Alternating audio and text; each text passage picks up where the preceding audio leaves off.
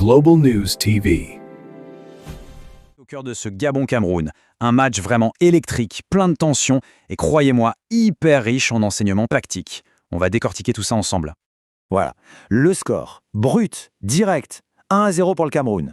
C'est le fait, c'est la seule chose qui compte à la fin, on est d'accord. Mais Est-ce que ce simple score raconte vraiment toute l'histoire de ce match? Parce que dès qu'on commence à gratter un peu la surface, on se rend compte que la réalité du terrain, elle est beaucoup plus nuancée. Et c'est ça qu'on va explorer maintenant. Commençons par le commencement, le contexte. C'est absolument essentiel pour comprendre pourquoi il y avait une telle tension sur la pelouse. d'un côté, on a le Cameroun, clairement le favori avec toute la pression qui va avec. Et de l'autre, le Gabon, dans un rôle d'outsider qui n'a qu'une envie, créer l'exploit. Le résultat de tout ça, une intensité folle dès la première minute, des duels très rugueux et quasiment aucun espace pour jouer. Dans ce genre de confrontation, la moindre erreur se paie cash. Bon, passons à la partie que je préfère, la vérité des chiffres. C'est là, bien souvent, qu'on découvre ce qui se cache vraiment derrière les apparences. Premier indicateur, la possession. 54% pour le Cameroun, 46% pour le Gabon. Oui, c'est un léger avantage, mais on est loin, très loin d'une domination écrasante. Ça nous montre bien que le match est disputé, que le ballon se bat. Ah, les fameuses expected goals. Alors là, ça devient tout de suite plus parlant. Regardez-moi cet écart. 0,63 pour le Cameroun contre à peine 0,34 pour le Gabon. Qu'est-ce que ça veut dire concrètement? Ça veut dire que les Lions indomptables se sont créés des occasions bien plus nettes, bien plus dangereuses. La qualité des occasions a primé sur la quantité. Et voilà, on y est, la statistique clé. Celle qui, au fond, explique quasiment tout. Le Gabon a tiré 6 fois, pour 0 tir cadré. 0, pas un seul qui a inquiété le gardien. En face, le Cameroun, avec juste un tir de plus, en cadre 2. L'écart d'efficacité est tout simplement abyssal. On peut donc résumer toute cette bataille de chiffres avec un seul mot, l'efficacité. C'est vraiment ça, la ligne de fracture entre les deux équipes. Le Cameroun ne gaspille pas, tandis que le Gabon, lui, tire à blanc.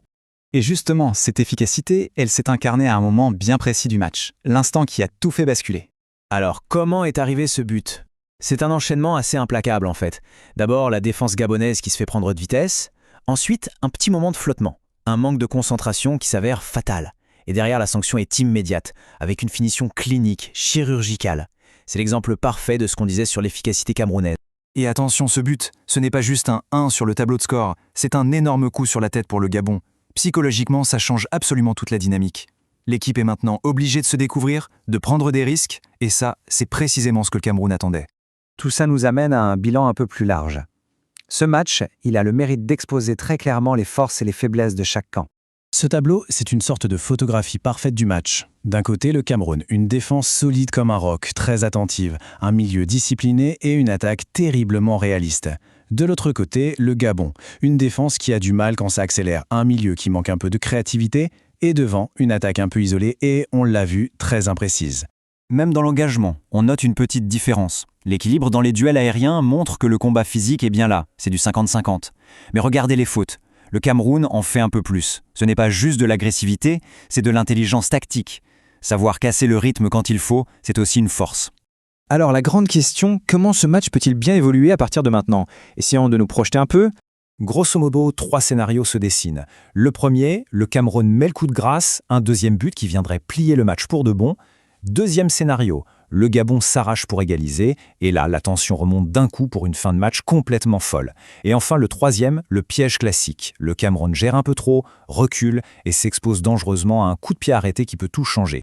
La conclusion, à cet instant T, elle est assez claire. L'avance du Cameroun est tout à fait logique. Elle est construite sur plus d'efficacité, une maîtrise tactique un peu supérieure et une gestion très intelligente du match. C'est mérité, mais attention, l'écart reste minime. La question est donc sur toutes les lèvres. Est-ce que la muraille camerounaise va tenir jusqu'à la fin ou est-ce que les Panthères du Gabon ont encore les ressources pour nous offrir un retournement de situation spectaculaire? Une chose est sûre, ce match est encore loin, très loin d'être terminé.